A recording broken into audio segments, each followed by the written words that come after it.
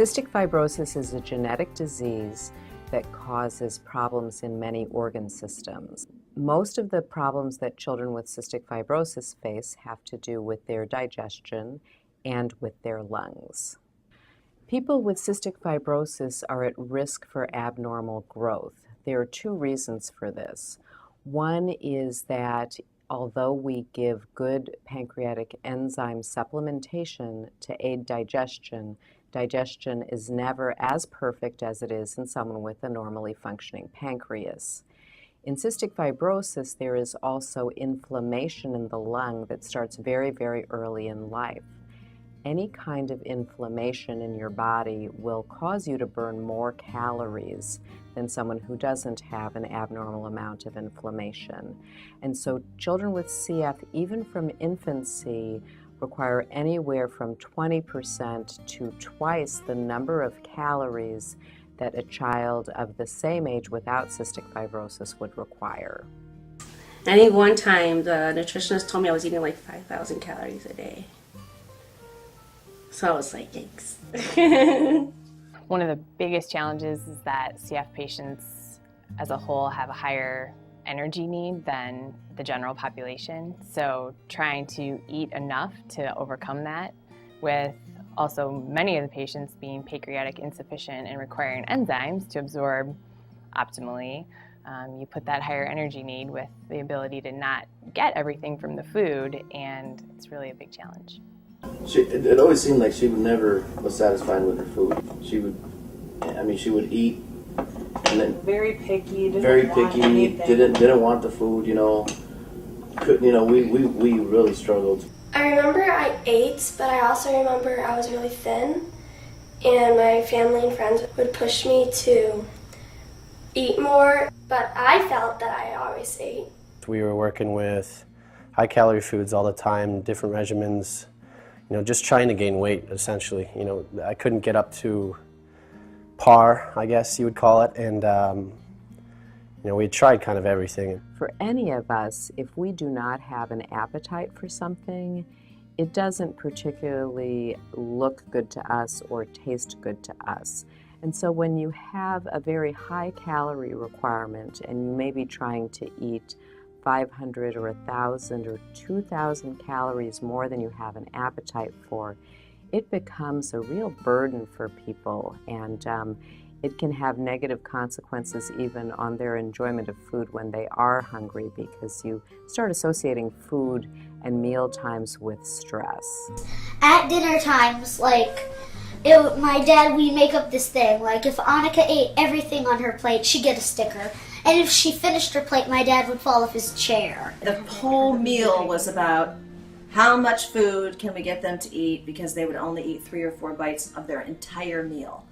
It has long been known that people with cystic fibrosis who achieve normal growth have better lung health and a longer life expectancy than people who do not gain weight well and who do not attain the height that we would predict for their family.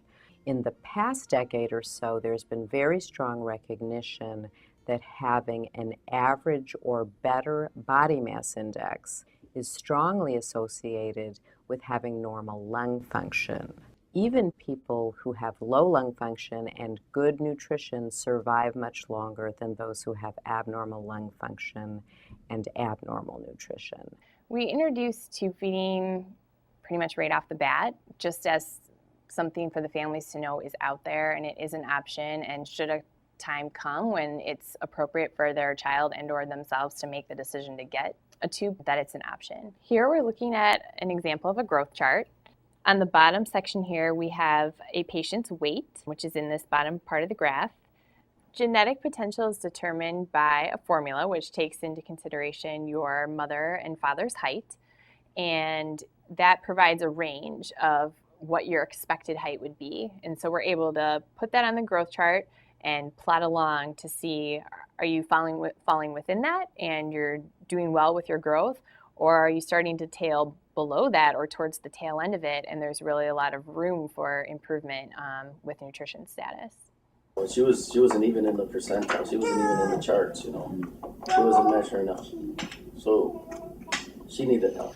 Trying to stay on the chart in terms of normal weight became a greater and greater challenge. But at some point, we just had to make the decision of what was the better way to go. We really worked hard to see if we could get her to gain weight without doing a G-tube. So for a month, we were completely food focused. We gave her shakes, we tried to give her stuff during the day. Yeah, and after a month of really working hard and our whole family being committed to food, she gained 1 pound. We have taken the strategy to implement tube feeding when families and children are willing at a time when we have a clear pattern of suboptimal growth, when other dietary manipulations are not working easily. So there are 2 types of tube feeding that are most commonly used: an NG tube, which is a nasogastric tube, or a gastrostomy tube, a G tube. And they have some differences. The G tube requires surgery and has a small device that would then remain on the abdomen, which is where the feeding is hooked up to on a nightly basis starting out. The NG tube would be inserted on a nightly basis through the nose and then can be removed in the morning. For young kids, preschool, toddler age, through the early school years, a kid really can't be trusted to leave an NG tube in and or cooperate with getting it in every night. So for that age, we would recommend a G tube. Oftentimes for the late teen adult years, that's a great time for them to use an NG tube, especially if they're concerned about, an outward appearance of having the device on their abdomen. A button will be visible in the abdominal wall. And it will leave a scar behind if it can be removed when the patient is older. There are lots of ways that you can cover that up in a way that doesn't look different from other people if that's your preference. I wore one pieces when I went swimming all the time because I was shy about it and I didn't want people to stare at it. I was afraid that they would laugh at me. But as I got older, I just got over that, and I guess I had more trust in people that they wouldn't laugh at it. Having a healthier, stronger body is a positive trade-off for having a tube that's fairly small and discreet and easily covered in your abdomen. When I was first introduced to it, and they told us about it, I was like, "There's no way I'm gonna have my kid on a machine feeding her at night. No way. It's not gonna happen." So I was totally against it. There are common reactions when you first introduce the concept of tube feeding. One is that the patient and or family feels like they've failed somehow, that, gosh, I'm doing all these things to try to get my weight up and it just didn't happen. What did I do wrong? And the fact of the matter is that for most people, you didn't do anything wrong. In fact, you did a lot of things to try to get it going in the right direction. There are times where you physically just cannot eat enough to get your weight up. I really felt like it was going to be a defeat to me if he had to go on night feedings, because I felt at first it was like something that I couldn't do for him. That's another reason that I guess we were so totally against it, because we thought we failed, We do have a lot of families and patients who worry that they're going to become dependent on the calories that they're getting from the G-tube feeding. That typically is in situations where a child might have a food aversion and really aren't able to take that many calories by mouth to begin with. However, for most people, their appetite's increased, they have more energy, they're really using the G-tube as a surplus to what they're eating during the day, not as a replacement, which is exactly what we encourage them to do. I didn't know if it was going to bring some kind of eating disorder for her, she's going to turn away food, she's just going to be dependent on this G-tube, And so that's what I was skeptic about, But then I started thinking, what?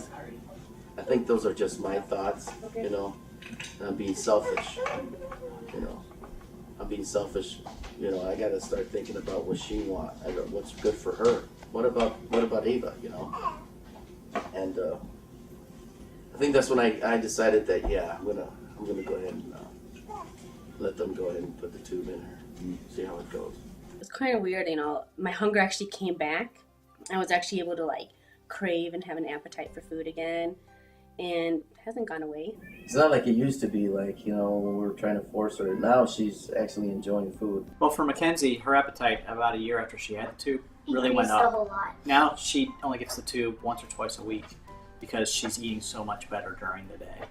For Annika, it hasn't really happened that Not way. this much? So she still gets the tube 6, maybe 7 times a week and gets more than Mackenzie each time because she still doesn't eat very much. It's something that has a stigma about it. Tube feeding, it definitely has a stigma for, you know, sick kids or people who can't eat on their own, and you know, you have to kind of get past that a little bit.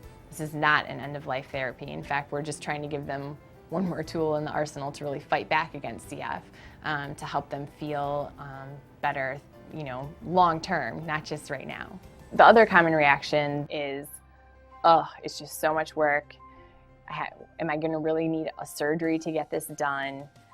The just sort of anticipation of how that will fit into their everyday life. It just seems like an extra burden that they aren't really ready to take on at the time. But that's why the timing is so individualized, and that's why the family and the patient really need to be ready on their own terms. We did get the tube feeding when I didn't specifically really need it. I would have always thought, I don't need this. And I would hate it. I hate my vest.